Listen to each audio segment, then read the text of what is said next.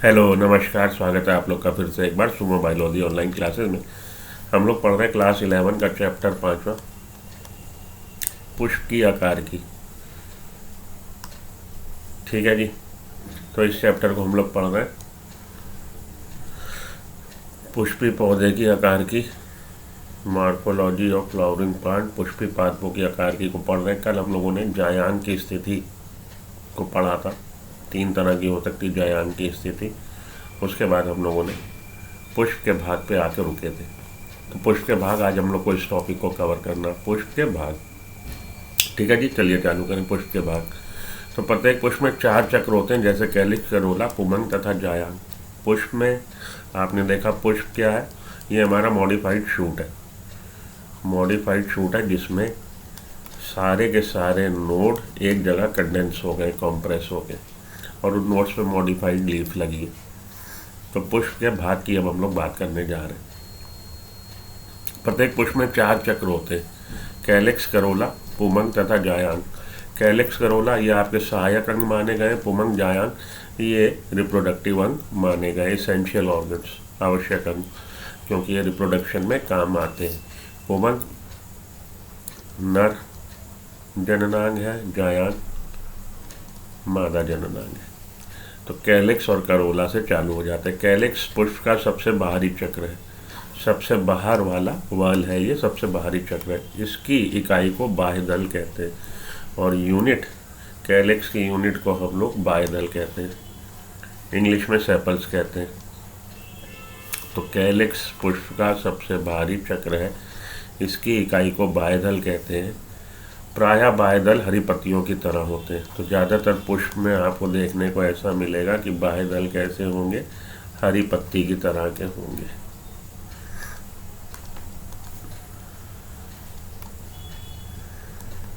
ठीक है जी। तो प्रायः ये हरी पत्ती की तरह होते हैं और कली की अवस्था में फूल की रक्षा करते हैं, और ये फूल के प्रोटेक्ट करेंगे जब तक वो बड़ा है, अभी खिला नहीं है फूल, और कली की अवस्था में फूल की रक्षा करते हैं। कैलिक्स संयुक्त बाह्यदली अथवा पृथक बाह्यदली होते हैं। तो कैलिक्स ये जो सेपल से बने, ये आपस में अगर जुड़ गए तो उनको हम बोलेंगे संयुक्त बाह्यदली, और अगर वो अलग अलग रहे तो हम लोग उसको बोलेंगे पृथक बाह्यदली। तो इसके लिए इंग्लिश के टर्म में गैमोसेपलस और पॉलीसेपलस। जुड़ गए तो कैलिक्स संयुक्त बाह्यदली हो गए, और अगर नहीं जुड़े तो पृथक बाह्यदली हो गए। उसके बाद अगले चक्र पे आइए। कैलिक्स के अंदर का चक्र वो करोला है। करोला दल से बना होता है। तो सबसे बाहर बाह्य दल, उसके बाद दल। तो सबसे बाहर कैलिक्स, उसके बाद कोरोला। दल प्रायः चमकीले रंगदार होते हैं, और ये प्रायःतर चटक भटक रंग वाले होते हैं, कलरफुल होंगे, बहुत ब्राइट कलर के होंगे। यह परागण के लिए कीटों को अपनी ओर आकर्षित करते हैं। तो इनका काम है पॉलिनेशन के लिए इंसेक्ट्स को अट्रैक्ट करना। यह परागण के लिए कीटों को अपनी ओर आकर्षित करते हैं। कैलिक्स की तरह करोला भी संयुक्त दली अथवा पृथक दली हो सकता है। तो कैलिक्स की तरह करोला भी संयुक्त दली अथवा पृथक दली हो सकता है। तो कैलिक्स की तरह करोला भी संयुक्त दली अथवा पृथक दली हो सकता है। पौधों में करोला की आकृति तथा रंग, पौधों में करोला की आकृति तथा रंग भिन्न भिन्न होता है। अलग अलग तरह के, अलग अलग आकृति के, अलग अलग करोला आपको देखने को मिलेंगे, आकृति के, रंग के। जहाँ तक आकृति का संबंध है, ये नलिकाकार, घंटाकार, कीप के आकार का तथा चक्राकार हो सकती है। तो आकृति करोला की कैसी हो सकती है, ट्यूबुलर, नलकाकार हो सकती है, घंटाकार हो सकती है, कीप के आकार की हो सकती है, फनल शेप हो सकती है, चक्राकार हो सकती है। ठीक है जी। तो कैलिक्स और करोला पढ़ लिया हम लोगों ने। पुष्पदल विन्यास, इस पे आ जाइए, पुष्पदल विन्यास पे। तो सबसे बाहर था बाह्यदल, उसके बाद था दल। Calyx, Corolla. कैलिक्स की इकाई दल, बाह्यदल, और करोला की इकाई दल। पुष्पदल विन्यास, एस्टिवेशन जिसको हम लोग बोलते हैं। पुष्पदल विन्यास पुष्प कली में, इसको ध्यान से समझिए आप। पुष्पदल विन्यास पुष्प कली में उसी चक्र की अन्य इकाइयों के सापेक्ष, उसी चक्र की अन्य इकाई। तो कैलिक्स और करोला की जो अदर यूनिट्स हैं। कैलेक्स और करोला की यूनिट क्या है? सेपल्स है, और उसकी पेटल है, सेपल और पेटल्स। तो उसी चक्र की अन्य इकाइयों के सापेक्ष बाह्यदल, सेपल्स अथवा दल के, पेटल्स के लगने के क्रम को पुष्पदल विन्यास कहते हैं। तो जब हम लोगों ने देखा कि भाई फ्लावर के 4 चक्र हैं, बाहर वाला चक्र हमारा कहला रहा है कैलेक्स, उसके बाद अंदर वाला चक्र कहलाएगा करोला, उसके बाद आपके क्या कहलाएंगे, उसके बाद आपके एंड्रोशियम, और फाइनली गाइनोशियम। 4 चक्र से बना है। तो ये चक्र जिसको आप बोल लो कैलेक्स, इसकी यूनिट, इकाई क्या है? इसकी यूनिट है बाह्यदल। तो बाह्यदल एक दूसरे के सापेक्ष कैसे व्यवस्थित है, इसी को हम लोग पुष्पदल विन्यास कहते हैं। तो या तो बाह्यदल या दल, इनके लगने के क्रम को या इनके अरेंजमेंट, व्यवस्था कैसी व्यवस्था है, उसके क्रम को हम लोग पुष्पदल विन्यास कहते हैं। तो पुष्पदल विन्यास पुष्पकली में उसी चक्र की अन्य इकाइयों के सापेक्ष बाह्यदल अथवा दल के लगने लेने के क्रम को पुष्पदल विन्यास कहते हैं। पुष्पदल विन्यास के प्रमुख प्रकार इस प्रकार हैं। तो पुष्पदल विन्यास किसको कह रहे हैं हम लोग? कैलेक्स या करोला के अरेंजमेंट को। In comparison to, in relative to other, उसके जो हो गए, इसको थोड़ा सा कंफ्यूजिंग है यहाँ पे, इसको इंग्लिश वाली लैंग्वेज में पढ़िए आप, देखिए बहुत क्लियर हो जाएगा। इंग्लिश वाली लैंग्वेज में कह रहा, mode of arrangement of sepals और petals in flower bud with respect to other members of same whorl. उसी चक्र के अदर, दूसरी इकाइयों के सापेक्ष लगने के क्रम को, मोड ऑफ अरेंजमेंट, उनके किस तरह का उनका विन्यास है, व्यवस्था है, सेपल्स की या पेटल्स की। सेपल्स या पेटल्स की फ्लावर कली में उसी चक्र के अदर मेंबर्स की सापेक्ष किस तरह से लगे हैं, किस तरह से व्यवस्थित हैं, इसी को हम लोग एस्टिवेशन बोल रहे हैं। ठीक है जी, चलिए उधर चले अब हिंदी वाली पे। तो पुष्पदल विन्यास उसी चक्र में, पुष्पदल विन्यास उसी चक्र की अन्य इकाइयों के सापेक्ष बाह्यदल अथवा दल, बाह्यदल अथवा दल के लगे रहने के क्रम को पुष्पदल विन्यास कहते हैं। पुष्पदल विन्यास के प्रमुख प्रकार कोर स्पर्शी, व्यावर्तित, कोरछादी, वैक्सिलरी होते हैं। तो पुष्पदल विन्यास के जो प्रकार हैं वो है कोर स्पर्शी, व्यावर्तित, कोरछादी, वैक्सिलरी। 4 तरह के दे रखे हैं। कोर स्पर्शी, जब ये कोने उनके एक दूसरे के केवल स्पर्श करेंगे, ओवरलैप नहीं करेंगे। तो मानिए ये कैलेक्स या करोला, मतलब सेपल्स या पेटल्स है, और इनका अरेंजमेंट ऐसा है कि ये आपस में एक दूसरे के केवल सिरे को छू भर रहे हैं, स्पर्श कर रहे हैं, तो कोर स्पर्शी कहलाएगा।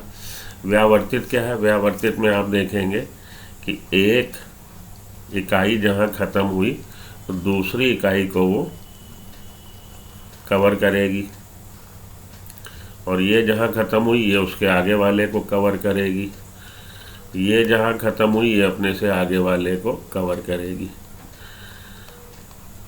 ये अपने से आगे वाले को कवर करेगी।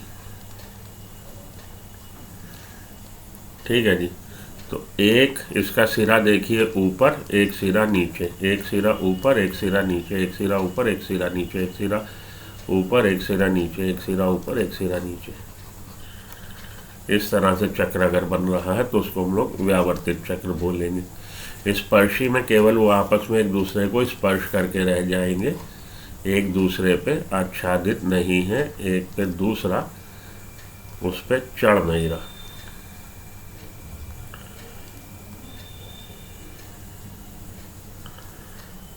इसको हम लोग कोर स्पर्शी बोलेंगे।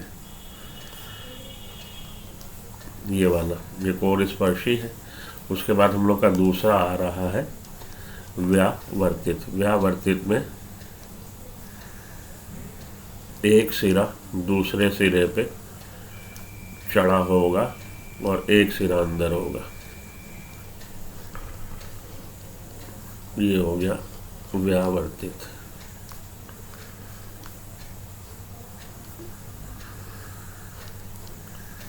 ठीक है जी। तो कोर स्पर्शी, व्यावर्तित, कोर छादी, वैक्सिलरी। जब चक्र के बाह्य दल अथवा दल एक दूसरे के किनारे को केवल स्पर्श करते हो तो उसे कोर स्पर्शी कहते हैं, जैसे कि कैलोट्रोपिस।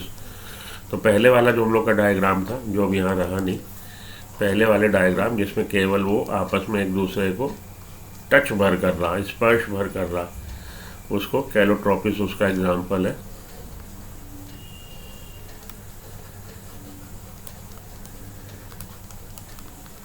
जिसको आप बोल रहे हैं कोर स्पर्शी, कैलोट्रोपिस। कैलोट्रोपिस के बाद देखिए हम लोग का हो गया कोर स्पर्शी। अब हम लोग व्यावर्तित पे आते हैं। यदि किसी दल अथवा बाह्य दल का किनारा अगले दल पर तथा दूसरा तीसरे आदि पर अतिव्याप्त हो तो उसे व्यावर्तित कहते हैं, व्यावर्तित कहते हैं। तो व्यावर्तित में जो पहला किनारा है वो दूसरे दल पे ऊपर चढ़ा हुआ है, तो और दूसरे दल का पहला किनारा नीचे, दूसरा किनारा तीसरे दल के ऊपर चढ़ा हुआ है, तीसरे दल का पहला किनारा नीचे, दूसरा किनारा चौथे दल के ऊपर चढ़ा हुआ है। इसी तरह से ये चलेगा सिस्टम। तो ये आपका कहलाएगा व्यावर्तित, जिसका कि उदाहरण गुड़हल, भिंडी, कपास है। China rose, cotton, ladies finger. तो China rose, cotton, lady finger, गुड़हल, कपास, भिंडी। गुड़हल, भिंडी, कपास है। यदि बाह्य दल तथा दल दूसरे पर अतिव्याप्त हो तो इसकी कोई विशेष दशा नहीं होती, और यदि बाह्य दल इस तरह से या दल एक दूसरे से इस तरह से अरेंज है कि भाई पहला पता लग रहा है सबसे बाहर है, दूसरे पे चढ़ा है, दूसरा एक ऊपर एक नीचे है, तीसरा बिल्कुल दबा हुआ है, चौथा एक ऊपर एक नीचे है, मतलब कोई निश्चित क्रम ना हो। हम लोगों ने देखा था व्यावर्तित में एक सिरा ऊपर एक सिरा नीचे था, लेकिन इस वाले में कोर छादी में कोई निश्चित क्रम नहीं होगा। किसी के दोनों सिरे दबे हैं, किसी के दोनों सिरे ऊपर हैं, तो कोई एक डेफिनेट क्रम नहीं है, लेकिन एक दूसरे पे चढ़े हुए, तो उसको हम लोग व्यावर्तित कहते हैं, व्यावर्तित कहते हैं। जिसका कि उदाहरण जिसको हम लोग कोर छादी कहते हैं। व्यावर्तित तो वो हो गया जो एक सीरीज में चल रहा। कोर स्पर्शी की बात हो गई, केवल टच करना। व्यावर्तित में एक सीरीज में, एक क्रम में अरेंजमेंट की, एक ऊपर एक नीचे, एक ऊपर एक नीचे, व्यावर्तित। और कोर छादी में जिसकी कोई निश्चित विशेष दिशा नहीं है, एक ऊपर के दोनों हो सकते हैं या दोनों नीचे हो सकते हैं, जिसका कि उदाहरण आपका कैसिया, गुलमोहर है। तो कैसिया और गुलमोहर में आपको कोर छादी अरेंजमेंट देखने को मिल रहा। ठीक है जी। कोर स्पर्शी वो थे जो केवल आपस में टच भर कर रहे हैं। व्यावर्तित वो है जो एक निश्चित क्रम में चल रहा है, एक ऊपर एक नीचे, एक ऊपर एक नीचे, एक ऊपर एक नीचे। कोर छादी वो है जिसमें ओवरलैप तो कर रहा, एक दूसरे पे चढ़ा तो हुआ, लेकिन उनका कोई निश्चित क्रम नहीं है। कैसिया, गुलमोहर। मटर सेम में 5 दल होते हैं। इनमें से एक बड़ा मानक स्टैंडर्ड, 2 पार्श्व लेटरल विंग्स और 2 सबसे छोटे अग्रदल कूटक या कील को अतिव्याप्त करते हैं। अब आपको लेगुमिनस प्लांट में, मटर सेम में क्या देखने को मिलेगा, इसको हम लोग वैक्सिलरी बोलते हैं। तो इसमें 5 दल हैं, जिनमें से एक सबसे बड़ा मानक स्टैंडर्ड, 2 पार्श्व में, ये 2 लेटरल हो गए, और 2 सबसे आगे ये कील हो गए। ये स्टैंडर्ड, मानक, 2 पार्श्व लेटरल और एक फ्रंट कील। ठीक, इस प्रकार की स्थिति कैसिया, गुलमोहर, कोर छादी में थी। मटर सेम में 5 दल होते हैं। इनमें सबसे बड़ा मानक, ये मानक 1, 2 पार्श्व में जिनको विंग्स बोल रहे हैं, लेटरल, इनको विंग्स भी बोलते हैं, पंख, ये स्टैंडर्ड है, मानक, तथा 2 सबसे छोटे अग्रदल कूटक को अतिव्याप्त करते हैं। ये 2 मिलके बना दिया इन्होंने कील कहलाता, कील। इस प्रकार के पुष्पदल विन्यास को वैक्सिलरी अथवा पैप्लिनेसियस कहते हैं। ये जो हमारा इस तरह का जो विन्यास है, पुष्पदल विन्यास, इसको हम लोग वैक्सिलरी या पैप्लिनेसियस कहते हैं, पैप्लियोनेसियस एस्टिमेशन कहते हैं। तो इनके एग्जाम्पल आप रट लीजिएगा। पूछे जा सकते हैं। तो ये है आपका ट्विस्टेड कोर स्पर्शी केवल स्पर्श कर रहा है, जो कि कैलोट्रोपिस में मिल रहा था, कैलोट्रोपिस में। ये है आपका व्यातर्तित ट्विस्टेड, ये आपको चाइना रोज, गुड़हल, कॉटन, कपास और लेडी फिंगर भिंडी में मिला था। ये है आपका कोर छादी। कोर छादी हम लोग को किस में मिला था? कोर छादी एक बार देख लें, हम लोग को कोर छादी मिला है कैसिया और गुलमोहर में। कैसिया गुलमोहर में कोर छादी। वैक्सिलरी पी प्लांट में, मटर में, और हमें सेम में, मटर सेम में वैक्सिलरी मिला था। ठीक है जी। तो ये आपके इम्पोर्टेंट है, पुष्पदल विन्यास को ठीक से पढ़ लीजिएगा, इनके एग्जाम्पल याद कर लीजिएगा, आता है क्वेश्चन। आगे चलते हैं हम लोग, अब तीसरे चक्र पे आते हैं, पुमंग। तो 2 चक्र की हम लोगों ने बात कर ली, कैलेक्स और करोला की। अब हम लोग आ रहे हैं पुमंग में। पुमंग पुंकेसरों से मिलकर बनता है। एंड्रोशियम जो है मेल जननांग, पुमंग पुंकेसर से मिलकर बनता है। ठीक।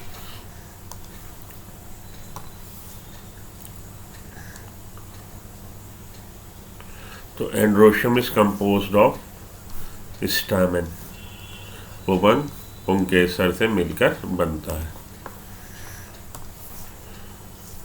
पुमंग एंड्रोशियम पुंकेसर स्टामेन से मिलकर बनता है। प्रत्येक पुंकेसर जो फूल के नर जनन अंग है में एक तंतु तथा एक परागकोश होता है। एक फिलामेंट तंतु तथा एक एंथर होता है, परागकोश होता है। प्रत्येक परागकोश प्रायः द्विपालक होता है, और ये ज़्यादातर परागकोश जो है बाइलोब्ड होता है, द्विपालक होता है। प्रत्येक पाली में 2 कोष्ठक और प्रत्येक लोब में, बाइलोब्ड है, हर लोब में 2 कोष्ठक होते हैं, परागकोश होते हैं। ठीक है जी, क्लियर। तो पुंकेसर androecium is composed of stamen.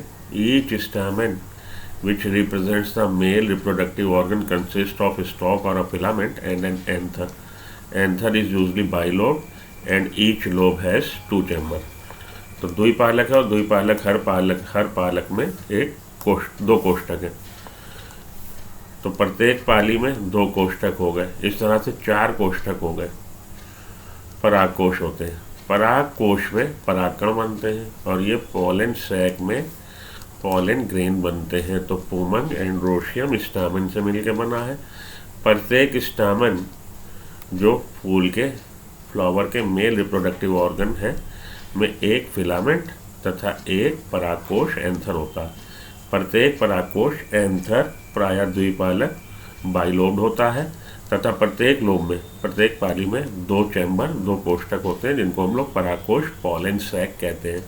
परागकोश में परागकण होते हैं, और पोलन सैक में क्या बनेंगे? पोलन सैक में पोलन ग्रेन बनेंगे। बंध पुंकेसर जनन करने में असमर्थ होते हैं, वह स्टेमिनॉइड कहलाते हैं।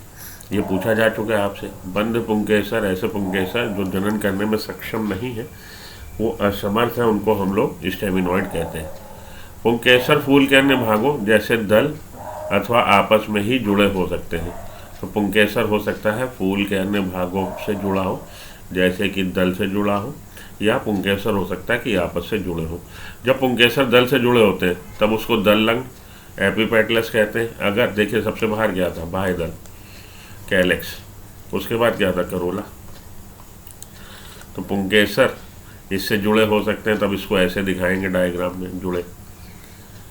तो इसको दल लग्न बोलेंगे, एपिपेटलस बोलेंगे।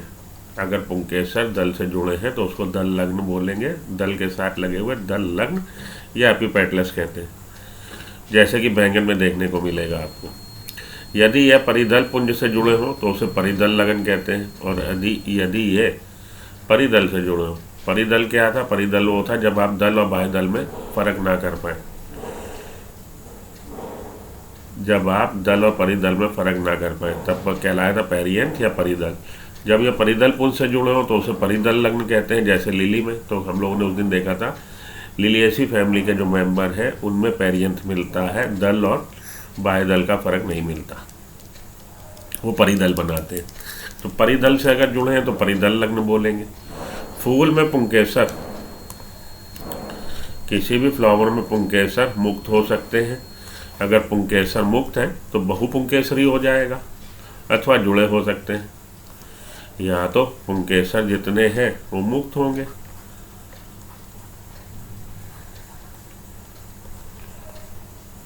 ठीक है जी। स्टामेंस, ये जो है स्टामेंस या तो फ्री हैं या तो पुंकेसर मुक्त है तो पुंकेसर मुक्त कहलाएगा, या पुंकेसर हो सकता है जुड़े होंगे तो पुंकेसर एक गुच्छे में अथवा बंडल में हो सकते हैं, जिसको मोनोएडल्फस कहते हैं, जैसे गुड़हल में। या द्विसिंगी हो सकते हैं, 2 बंडल बना सकते हैं जैसे मटर में, या 2 से अधिक बहुसिंगी जैसे सिट्रस में। तो या तो ये जुड़ गए या तो ये जुड़ गए, तो इस तरह से जुड़ गए कि इन्होंने 2 बंडल बना दिए, तो डायडल्फस कहलाएंगे, 2 बंडल उसमें दिखेंगे आपको। या सारे एक ही में जुड़ गए, सब एक साथ हैं, सब एक साथ जुड़े हुए, तो मोनोएडल्फस कहलाएगा। मोनोएडल्फस का एग्जांपल ये दे रहा है आपको, गुड़हल, चाइना रोज, सारे एक साथ जुड़े हैं। या 2 बंडल बना दिए, द्विसिंगी। डायडल्फस जैसे कि मटर का पौधा, पी प्लांट, पाइसम सटाइवम। अथवा 2 से अधिक सिट्रस में, 2 से अधिक है तो सिट्रस में। उसी फूल के तंतु की लंबाई में भिन्नता हो सकती है, और ये हो सकता है कि ये जो तंतु है फिलामेंट, इसकी लंबाई अलग अलग हो, कुछ की लंबाई ज़्यादा, कुछ की लंबाई कम, जैसे कि सिल्विया अथवा सरसों में। तो ये इस बार के नीट का क्वेश्चन है, 2021 में क्वेश्चन आया कि डायडल्फस स्टैमेंस आर प्रेजेंट इन, तो डायडल्फस स्टैमेंस आपको मिल रहा है मटर में। ये 2021 नीट का क्वेश्चन है, ठीक है जी। याद रखिएगा। तो आइए देखें, हम लोग क्वेश्चन भी साथ साथ देख लें।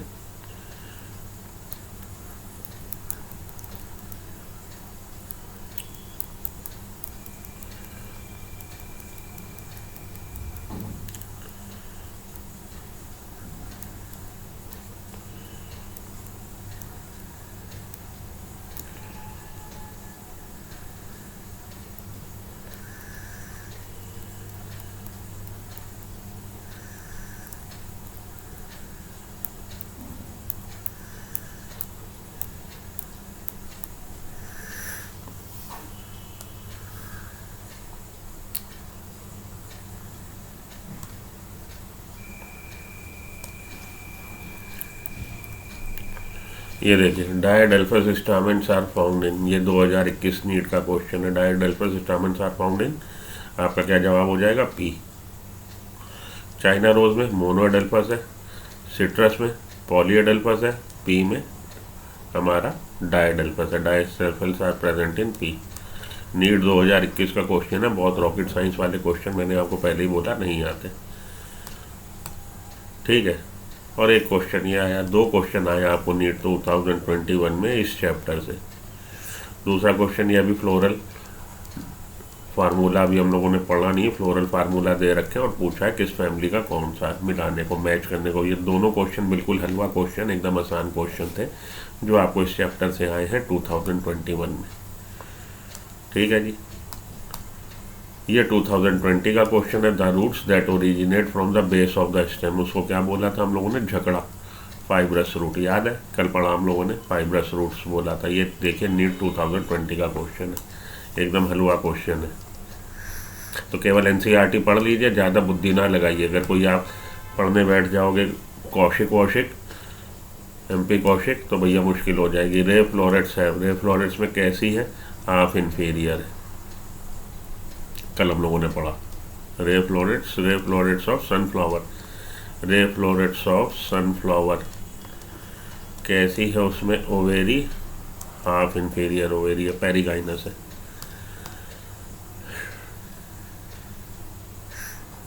ठीक है जी।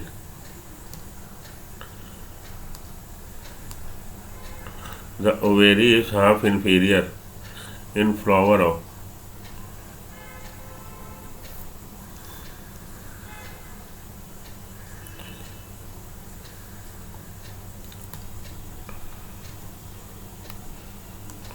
Plum, peach, rose. Plum, peach, rose में आपको मिलती है हाफ इंफीरियर, आंसर हो जाएगा पीच।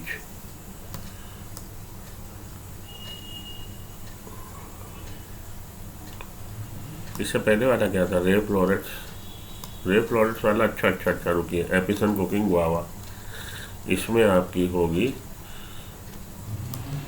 एपिगाइनस। एपिगाइनस का मतलब है इन्फीरियर ओवेरी, सॉरी ये वाला देखिए रे फ्लोरेट्स है, रे फ्लोरेट्स में इन्फीरियर ओवेरी है, सॉरी अभी मैंने आपको बोला था रे फ्लोरेट्स में हाफ इन्फीरियर है, इन्फीरियर ओवेरी है रे फ्लोरेट्स में। Sunflower, ray florets of sunflower has inferior ovary. Sunflower में, सनफ्लावर के रे फ्लोरेट्स में इन्फीरियर ओवेरी होती है। कुकुम्बर में भी इन्फीरियर है और गुआवा में भी इन्फीरियर है। ये आपकी बुक के एग्जाम्पल दे रखे हैं, तो यहाँ पे इन्फीरियर ओवेरी कर लीजिए। नीट 2021 में कंफ्यूज हो गया था मैं, सॉरी। चलिए हो गया ना, नीट 2020 के भी क्वेश्चन हो गए, 21 के भी क्वेश्चन हो गए। बॉडी, ये sexual reproduction of flowering plant से क्वेश्चन यहाँ से नहीं है। चलिए उधर चले हम लोग वापस अपनी एनसीईआरटी पे। तो एनसीईआरटी में ये चल रहा है, हम लोगों ने पढ़ लिया था मोनोएडल्फस, डायएडल्फस और पॉलीएडल्फस। तो मोनोएडल्फस आपको मिल रहे हैं गुड़हल में, चाइना रोज़ में। डायएडल्फस मिल रहे हैं आपको पी में, मटर में। और पॉलीएडल्फस मिल रहा है सिट्रस में।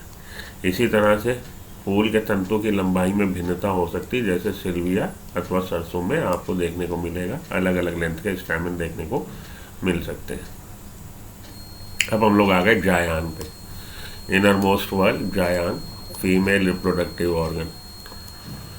जायान फूल के मादा जनन अंग होते हैं, तो यह फूल के मादा जनन अंग है। यह एक अथवा अधिक अंडक से मिलकर बनते हैं, और ये एक या अधिक अंडक से मिलकर बन रहा है। ठीक है जी।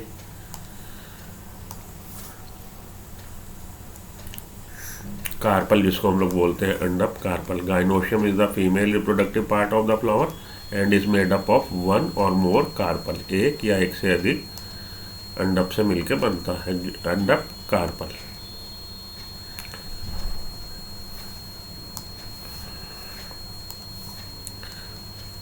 तो अंडक के 3 भाग हैं कार्पल के। कार्पल को आप देखिए हम लोग इस तरह से बना सकते हैं, स्टिग्मा, स्टाइल, ओवेरी।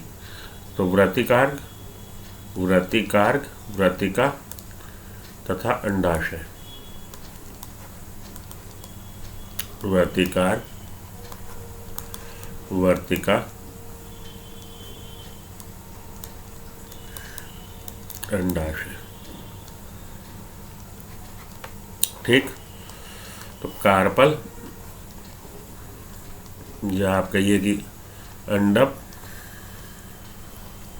इसके 3 भाग,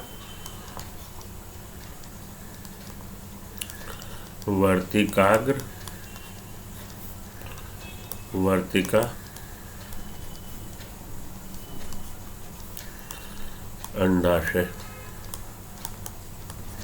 स्टिग्मा, स्टाइल, ओवेरी। वर्तिका, वर्तिकाग्र तथा अंडाशय। अंडाशय का आधारी भाग फूला होता, बेस। अंडाशय का आधार जो है, आधारी भाग फूला होता है, जिस पर एक लंबी नली होती है। लंबी नली क्या? वर्तिका। वर्तिका अंडाशय को वर्तिकार्क से जोड़ती है। तो वर्तिका क्या कर रही है? वर्तिकार्क और अंडाशय को जोड़ रही है। वर्तिकार्क पर प्रायः वर्तिका की चोटी पर होती है। वर्तिकाग्र प्रायः वर्तिका की चोटी पर। वर्तिका कहाँ होगा? वर्तिका की चोटी पर होगा। ये वर्तिका, ये वर्तिकाग्र। तो वर्तिकाग्र कहाँ है? वर्तिका की चोटी पर है, और परागकण को ग्रहण करती है, और यही रिसीव करेगी।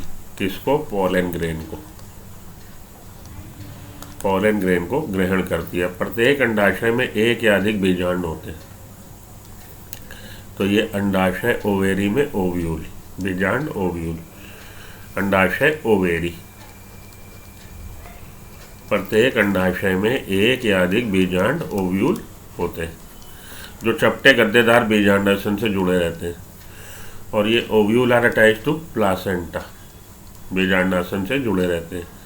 जब एक से अधिक अंडक होते हैं, जब ये ओव्यूल एक से अधिक है तब वह पृथक हो सकते हैं।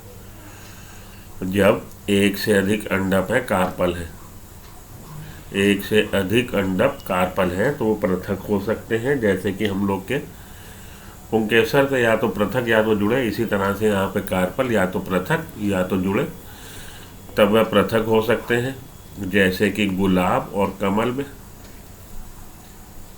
इसको हम लोग एपोकार्पस ओवेरी बोलेंगे। एपोकार्पस जैसे कि आपका गुलाब, रोज और लोटस कमल में, इन्हें एपोकार्पस कहते हैं। व्युक्त अंडपी, व्युक्त अलग अलग, व्युक्त अलग अलग, एपोकार्पस व्युक्त अंडपी कहते हैं। जब अंडप जुड़े होते हैं जैसे मटर टमाटर में, या सिनकार्पस होंगे, सिनकार्पस का मतलब जुड़े, तो उसे युक्तांडपी कहेंगे, जैसे मटर व टमाटर में।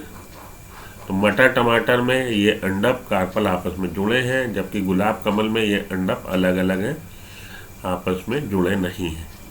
तो जब जुड़े नहीं हैं तो उसके लिए एपोकार्पस, जब जुड़े हैं तो उसके लिए सिनकार्पस टर्म यूज़ किया गया है। निषेचन के बाद बीजांड से बीज तथा अंडाशय से फल बन जाते हैं। फर्टिलाइजेशन के बाद, निषेचन के बाद ओव्यूल, ओव्यूल से बन जाएगा सीड, तो अंडप से बन जाएगा बीज, और अंडाशय ओवेरी से बन जाएगा फ्रूट, ओवेरी से बन जाएगा फ्रूट। तो फर्टिलाइजेशन के बाद ovule will turn into seed and ovary will turn into fruit. बीजांड विन्यास, इस पे आइए आप, बीजांड विन्यास। अंडाशय में बीजांड के लगे रहने के क्रम को हम लोग बीजांड विन्यास कहते हैं। तो अंडाशय में बीजांड के लगने के क्रम को, अंडाशय क्या हमारा,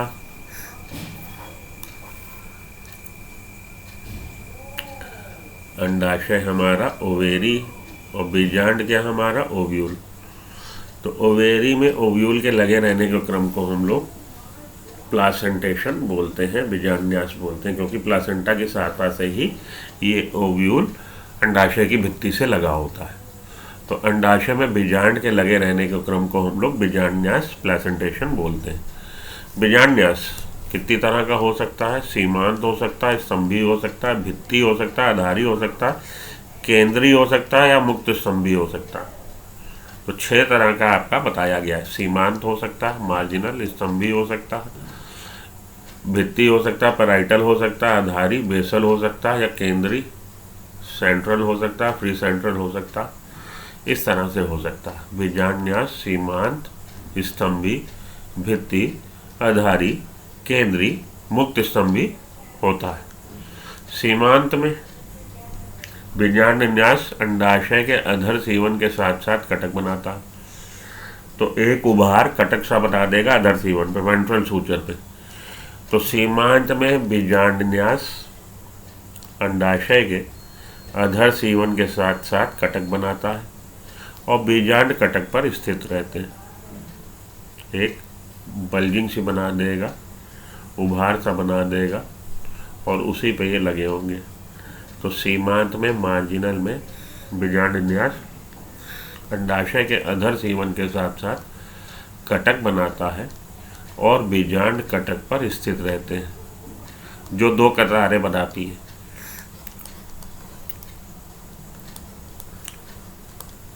तो ये तो सब हट जाएगा। अब वो उसने क्या बना दिया? उसने 2 कटक बना दिए। सीमांत में बीजांडन्यास अंडाशय के अधर सीवन के साथ साथ, अंडाशय के अधर सीवन के साथ साथ कटक बना दिया और बीजांड कटक पर स्थिर रहते हैं, जो 2 कतारें बना दी, और 2 कतारें बना दी जैसे कि मटर में। तो इसको हम लोग बोलते हैं मार्जिनल या सीमांत। ये देखिए, ये उसने कटक बना दिया और कटक पे ये बीजांड लगे हुए हैं। एक उसने वेंट्रल सूचर पे उसने एक रिज, उभार सा बनाया, कटक बनाया, रिज कटक, और उस कटक से लगे हुए हैं क्या? बीजांड। ठीक है, ये हमारा सीमांत का एग्जाम्पल है जो आपको मटर में देखने को मिलता है। तो आप लोग बीजांडन्यास की बात कर रहे हैं, हम लोगों ने सीमांत की बात कर ली। सीमांत में बीजांडन्यास अंडाशय के अधर सीवन के साथ साथ वेंट्रल सूचर के साथ साथ रिज बनाएगा, कटक बनाएगा, और बीजांड कटक पर ये रिज पर लगे रहते हैं जो दो कतारें बनाती हैं, जैसे कि मटर में। जब बीजांड विन्यास अक्षीय हो और बीजांड बहुकोष्ठीय अंडाशय पे लगे तो ऐसे बीजांड न्यास को स्तंभी कहते हैं। अब यह बीजांड अक्षी अक्ष पे बिल्कुल, तो अगर ये अक्ष पे लगे हैं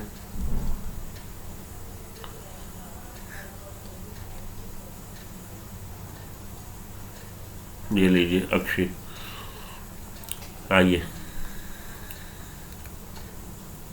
जब बीजांड विन्यास अक्षीय होता है और बीजांड बहुकोष्ठीय अंडाशय, ये एक कोष्ठक, ये दूसरा कोष्ठक, ये तीसरा कोष्ठक, बहुकोष्ठी मल्टीलोकुलर ओवेरी हो गई, बहुकोष्ठी ओवेरी हो गई, तब ऐसे बीजांड विन्यास को स्तंभी, स्तंभ पे बिल्कुल जैसे लगे। इसका उदाहरण गुड़हल, टमाटर, नींबू। तो गुड़हल, टमाटर, नींबू में कैसा हो गया? स्तंभी हो गया, मल्टीलोकुलर है, बहुकोष्ठी है, और बीजांड विन्यास कहाँ पे लगे हैं? बीजांड विन्यास बिल्कुल एक्सिस पे लगे हैं, अक्षी है। ठीक है जी, गुड़हल, टमाटर, नींबू इसका एग्जाम्पल है। भित्ति में क्या है? भित्ति पे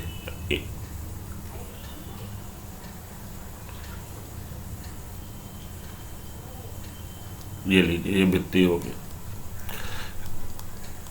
ये हमारा स्तंभी था। सीमांत हम लोग ऊपर देख ही चुके मटर में, ये सीमांत था,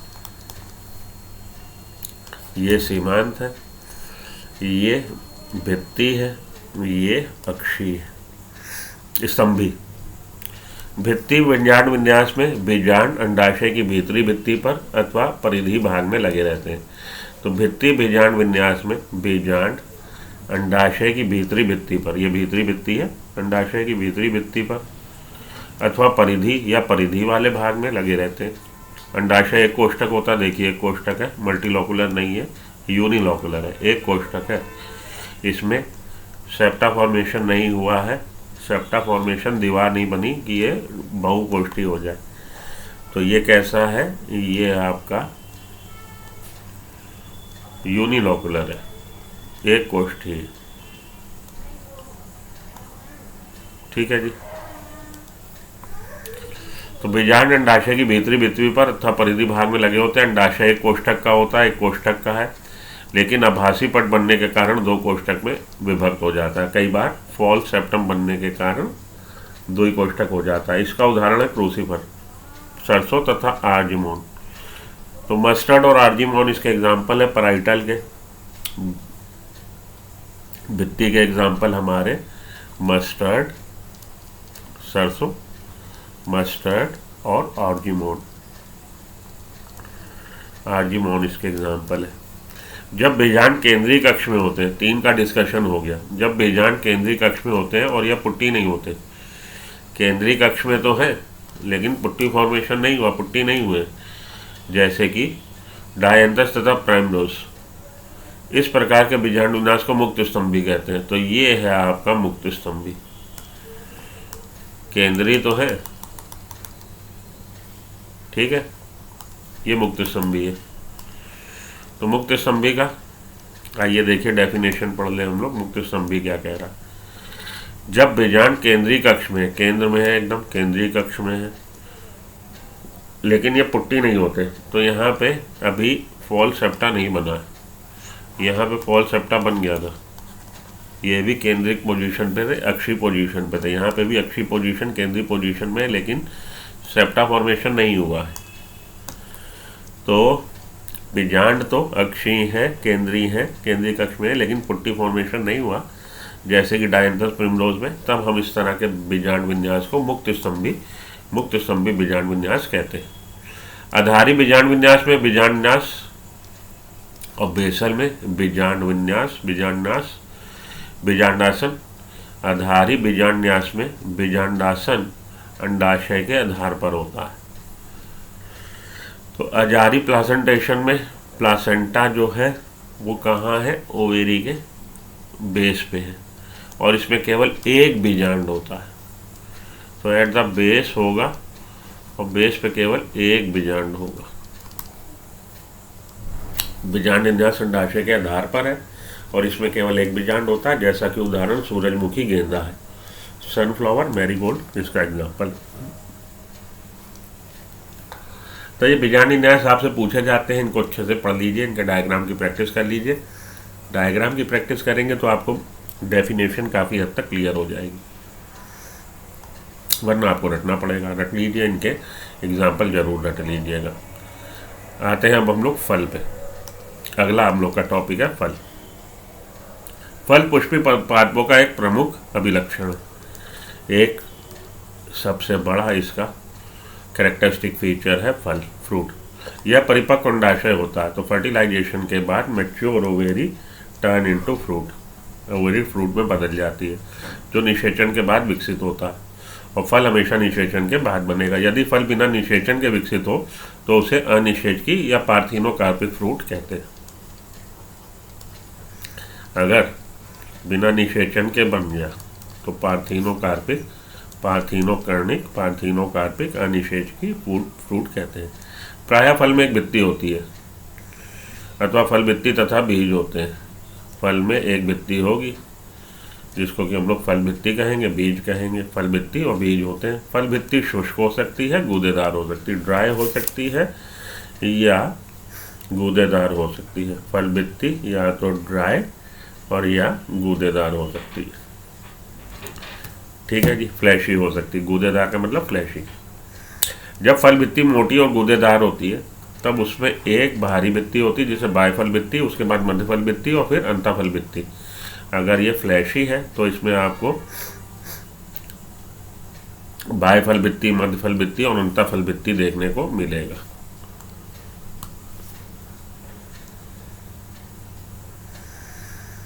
तो फल भित्ति को हम लोग पेरिकार्प बोल रहे हैं, और अगर ये फ्लैशी है तो इसमें एपिकार्प, मीजोकार्प, एंडोकार्प। बाह्यफल भित्ति एपी, मीजो मध्यफल भित्ति और एंडो अंतःफल भित्ति। नहीं तो उसको पेरिकार्प बोल रहे हैं। तो बाह्यफल भित्ति हमारी, अगर ये मतलब गूदेदार है तो इसको बाह्यफल भित्ति, मध्यफल भित्ति और अंतःफल भित्ति में बांट सकते हैं। ठीक है।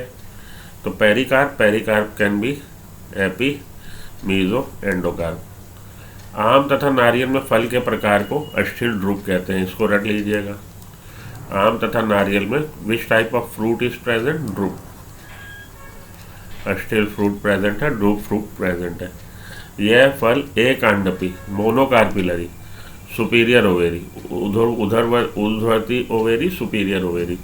तो ये मोनोकार्पिलरी सुपीरियर ओवेरी से ये फ्रूट डेवलप होता है। सुपीरियर ओवेरी से ये फ्रूट डेवलप होता है। यह फल एक कांडपी, मोनोकार्पिलरी, उधरवर्ती अंडाशय, सुपीरियर ओवेरी से विकसित होता है और इसमें एक बीज होता है। सीड एक होगा।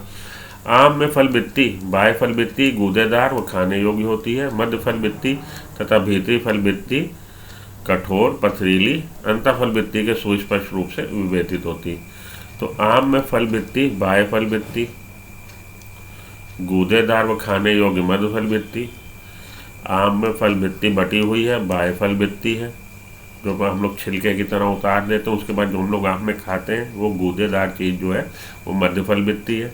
तथा अंदरूनी भीतरी फल भित्ति हमारी, जिसको हम लोग आम की गुठली बोलते हैं, वो भीतरी फल भित्ति है, कठोर, पथरीली, अंतःफल भित्ति के सुस्पष्ट रूप में विभेदित होती है। तो आम में फल भित्ति जो है बाह्य फल भित्ति, मध्य फल भित्ति और अंतःफल भित्ति में एकदम बिल्कुल सुस्पष्ट रूप से विकसित हो चुकी है, विभेदित है। तो बाह्य फल भित्ति जिसको आप लोग छिलके को उतार देते हो, मध्य फल भित्ति जिसको गूदे को हम लोग खाते हैं, और अंतःफल भित्ति गुठली। नारियल में मध्य फल भित्ति तंतुमय होती, फाइब्रस होती है। आइए इधर देखिए क्या कह रहा है। पेरिकार्प हो गई फ्रूट वॉल। फ्रूट वॉल जो है, वॉल ये मे बी ड्राई और फ्लैशी।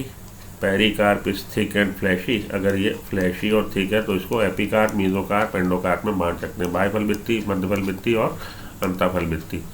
अब देखिए मैंगो और कोकोनट में the type of fruit is drupe, develop from monocarpellary superior ovary one seeded, रट लीजिएगा, ये पूछा जाता है।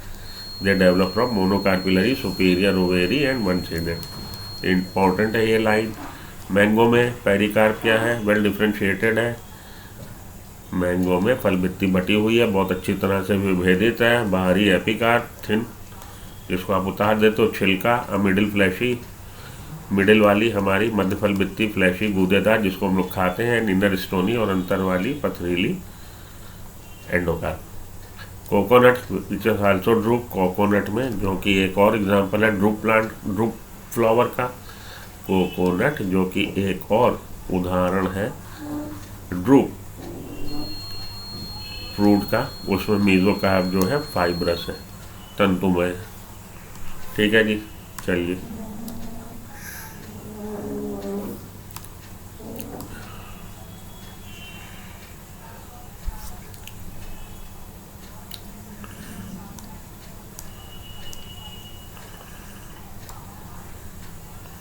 तो अब हम लोग आ गए हैं सीड पे, लेकिन सीड फल को पढ़ लिया है। अब हम लोग आ गए बीज पे। ठीक है जी, बीज पढ़ ले और आज की क्लास को छुट्टी बोले। बीज निषेचन के बाद बीजांड से बीज बन जाता है। निषेचन के बाद ओव्यूल से बन जाएगा सीड। बीज में प्रायः एक बीज आवरण तथा भ्रूण होता है। बीज में क्या है? बीज का आवरण सीड कोट है तथा भ्रूण एम्ब्रायो है। एम्ब्रायो में एक मूलांकुर, एक भ्रूणी अक्ष एम्ब्रायोनल एक्सिस या भ्रूणी अक्ष, एक मूलांकुर रेडिकल तथा एक अथवा दो बीज पत्र होते हैं। एक या दो आपके बीज पत्र, प्रांकुर, प्रांकुर, मूलांकुर, बीज पत्र, और ये एम्ब्रायोनल एक्सिस भ्रूण का अक्ष, भ्रूणी अक्ष। तो सीड के अंदर क्या मिल रहा है? सीड के अंदर डेवलपिंग एम्ब्रायो मिल रहा है, एम्ब्रायोनल एक्सिस मिल रही है, और कॉटिलीडन मिल रहे हैं। कॉटिलीडन या तो मोनोकॉट, एक अक्ष हमारा बीज पत्र, या दो बीज पत्र, दो बीज पत्र मिल रहे हैं, दो बीज पत्र। ये होगा आपका सीड।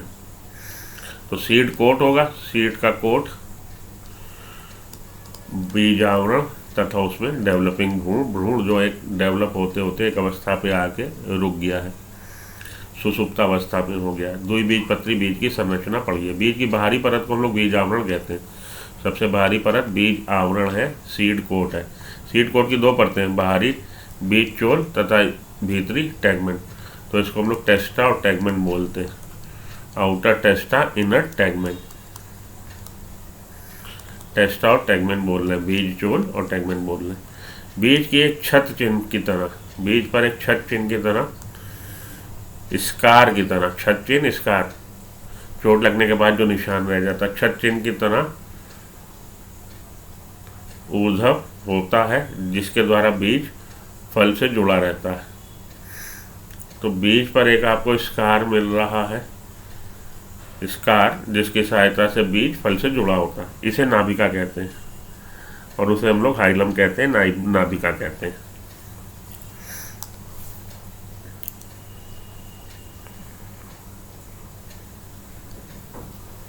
द सीड कोट, ये देखिए, the hilum is a scar, छत चिन्ह है, और द सीड कोट पे through which the developing seed attach to the fruit, जिसकी सहायता से ये विकसित होता।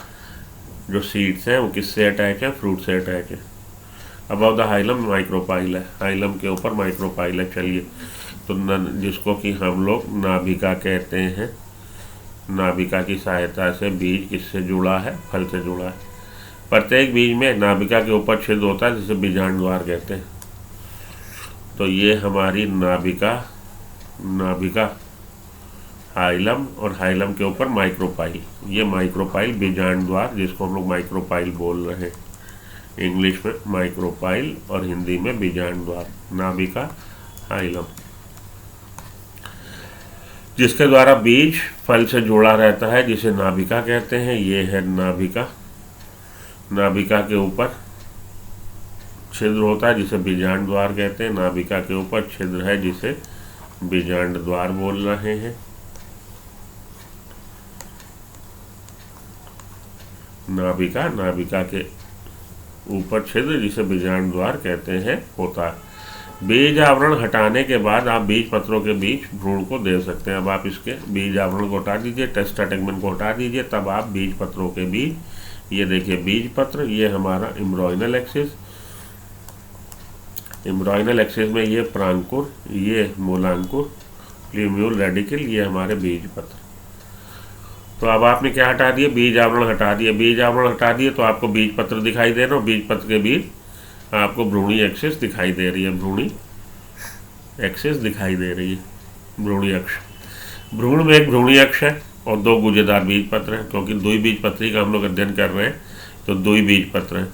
बीज पत्रों में भोज्य पदार्थ संचित रहता है, बीज पत्रों में फूड मटेरियल स्टोर्ड है। अक्ष के निचले नुकीले भाग को, ये भ्रूणी अक्ष के निचले नुकीले भाग को हम लोग मूलांकुर बोल रहे हैं, तथा ऊपरी पत्तीदार भाग को हम लोग प्रांकुर बोल रहे हैं। तो प्लूम्यूल और रेडिकल, प्लूम्यूल प्रांकुर बना देगा फ्यूचर का शूट, भविष्य का तना, और मूलांकुर बनाएगा भविष्य की जड़, रूट। टैप रूट सिस्टम मूलांकुर से ही बनता है, आपको याद हो तो, अगर जो हम लोगों ने पढ़ा था। बीज पत्रों में भोज्य पदार्थ है। अक्ष के निचले नुकीले भाग को मूलांकुर तथा ऊपरी पत्तीदार भाग को प्रांकुर कहते हैं। भ्रूणपोष भोजन संग्रह करने वाला ऊतक है, जो द्विनिषेचन के परिणाम स्वरूप बनता है। Embryo sac storage of food material के लिए काम आता है, और ये डेवलप्ड आफ्टर डबल फर्टिलाइजेशन। चना, सेम, मटर में भ्रूणपोष पतला होता है, इसलिए अभ्रूणपोषी है, जबकि अरंड में यह गूदेदार होता है, भ्रूणपोषी है। तो ये रट लीजिए, चना, सेम, मटर में भ्रूणपोष एम्ब्रायोसैक जो है वो पूरी तरह से कंज्यूम हो जाएगा, पतला होता है, अतः ये अभ्रूणपोषी है। नॉन एंडोस्पर्मस सीड है, एंडोस्पर्म नहीं मिलेगा उनमें, नॉन एंडोस्पर्मिक सीड है, जबकि अरंड में यह गूदेदार है, ये एंडोस्पर्मिक सीड है। तो तना, सेम, मटर में एंडोस्पर्म पतला है, इसलिए ये अभ्रूणपोषी है, भ्रूणपोष यूज हो गया, जबकि अरंड में ये गूदेदार होता है, भ्रूणपोषी।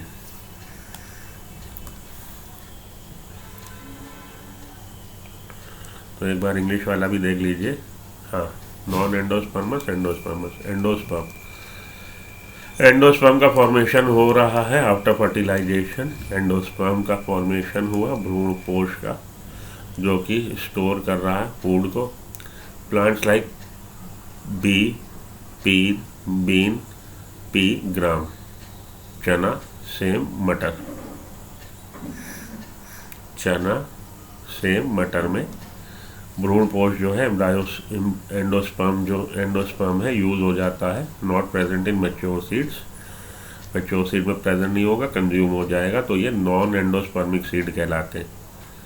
ठीक है जी।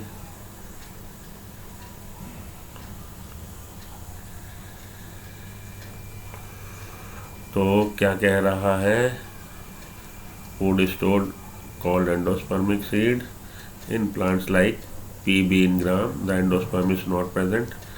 पी, बीन, ग्राम में एंडोस्पर्म प्रेजेंट नहीं है, इसलिए नॉन एंडोस्पर्मिक सीड कहला रहे हैं। ठीक है, चलिए आइए उधर देखें। तो चना, सेम, मटर में भ्रूणपोष नहीं है, ये नॉन एंडोस्पर्मिक सीड है, जबकि अरंड में ये गूदेदार है, भ्रूणपोषी है। कैस्टर में, कैस्टर में, कैस्टर कैसा है, एंडोस्पर्मिक है, उसमें एंडोस्पर्म मिलेगा। ठीक है जी, चलिए आगे चलिए। एक बीजपत्री बीज की संरचना, बस इसको पढ़ के आज की क्लास खत्म करें, काफ़ी हो गया आज। प्राय एक बीजपत्री बीज भ्रूणपोषी होता है, ज़्यादातर में एंडोस्पर्म प्रेजेंट मिलेगा, लेकिन उनमें कुछ अभ्रूणपोषी भी होते हैं, जैसे ऑर्किड में। तो याद रख लीजिएगा, ऑर्किड मोनोकॉट होते हुए भी उसमें एंडोस्पर्म नहीं मिलेगा। अनाज के बीजों जैसे मक्का में बीजावरण झिल्लीदार तथा फलभित्ति से संलग्न होता है, ये बात याद रखिए। अनाज के बीज है जैसे मक्का में, बीज आवरण झिल्लीदार है, बीज का आवरण सीड कोड जो है झिल्लीदार है, मेम्ब्रेनस है, और फलभित्ति से अटैच है।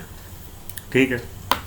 भ्रूणपोष स्थूली होता है तथा भोजन का संग्रह करता है। भ्रूणपोष मोटा होगा काफ़ी और वो भोजन का संग्रह करता है। भ्रूणपोष की बाहरी भित्ति भ्रूण से एक प्रोटीनी सतह द्वारा अलग होती है, जिसे एल्यूरोन लेयर कहते हैं। तो भ्रूणपोष की बाहरी भित्ति जो है भ्रूण से एक प्रोटीन, ये देखिए एल्यूरोन, ये भ्रूणपोष, ये भ्रूणपोष है। भ्रूणपोष जो है, भ्रूणपोष की बाहरी भित्ति भ्रूण से, भ्रूणपोष की बाहरी भित्ति भ्रूण से एक प्रोटीन की सतह द्वारा अलग होती है जिसे एल्यूरोन लेयर कहते हैं। भ्रूण आकार में छोटा है, यहाँ पे है भ्रूण, भ्रूण आकार में छोटा है तथा भ्रूणपोष के एक सिरे पर खांचे में स्थित होता है, और भ्रूणपोष का एक सिरा उसके खांचे में, तो भ्रूण और भ्रूणपोष के बीच में ये एल्यूरोन लेयर जो पहले उसने बोला, ये है भ्रूणपोष एंडोस्पर्म, ये है भ्रूण डेवलपिंग भ्रूण, एक खांचे में है, कोने में है, एक सिरे पर है, खांचे में है, जिसका एक बड़ा तथा ढाल के आकार का बीज पत्र होता है, और इसका एक बड़ा ढाल के आकार का, ये है बड़ा और ढाल के आकार का बीज पत्र। एक बीज पत्र है, स्कूटेलम बोल रहे हैं, जो शील्ड लाई का ढाल के आकार का है। एक बड़ा बीज पत्र ढाल के आकार का बीज पत्र होता है जिसे स्कूटेलम बोलते हैं। इसमें एक छोटा अक्ष होता है जिसमें प्रांकुर और मूलांकुर होते हैं। ये रहा आपका प्रांकुर और ये रहा आपका मूलांकुर। तो एक शॉर्ट एक्सिस होगी जिसमें प्रांकुर व मूलांकुर है। प्रांकुर तथा मूलांकुर एक चादर से ढके होते हैं जिसे प्रांकुर चोर और मूलांकुर चोर बोलते हैं। कोलियोप्टाइल और कोलियोरिजा, कोलियोप्टाइल और कोलियोरिजा प्रांकुर चोर और मूलांकुर चोर कहते हैं। ठीक है, तो ये आपका हो गया बीज के बारे में जानकारी। अब अगले लेक्चर में हम लोग पढ़ेंगे एक प्रारूपी पुष्पी पादप का अर्ध तकनीकी विवरण, एक टिपिकल एंजियोस्पर्मिक प्लांट का सेमी टेक्निकल डिस्क्रिप्शन। कैसे दे सकते हैं डिस्क्रिप्शन हम लोग, फ्लोरल फार्मूला, फ्लोरल डायग्राम की सहायता से उसको पढ़ेंगे, और उसके बाद कुछ महत्वपूर्ण कलों का वर्णन करेंगे, कुछ महत्वपूर्ण कुलों का वर्णन। तो आज के लिए इतना काफ़ी है। इसको आप पढ़िए, रटिए, और इसके शॉर्ट नोट्स बना लीजिए। क्वेश्चन जो आपको आते हैं प्लासेंटेशन से आते हैं, एस्टिवेशन से आते हैं। एस्टिवेशन के टाइप और उसके एग्जाम्पल, इसी तरह से प्लासेंटेशन के टाइप और एग्जाम्पल, और बीज में नॉन एंडोस्पर्मिक, एंडोस्पर्मिक बीज के एग्जाम्पल। तो इनको आप लिख लीजिए एक जगह और उसकी आप रटने की कोशिश करिए। और फल में ड्रूप फल को कंसीडर करिए, आपके नारियल को और मैंगो को। ठीक है जी, तो मिलते हैं आपसे एक ब्रेक के बाद। तब तक आप इसको पढ़िए, और अगली क्लास में हम लोग पढ़ेंगे सेमी डिस्क्रिप्शन किसका, एक एंजियोस्पर्मिक, टिपिकल एंजियोस्पर्मिक प्लांट का, और बाद में सम फैमिलीज में हम लोग को फैबेसी, सोलेनेसी और लिलिएसी पढ़नी है। 3 फैमिलीज पढ़नी है। तो हैव अ नाइस डे। मिलता हूँ आपको ब्रेक के बाद। Till then good luck, goodbye, thank you.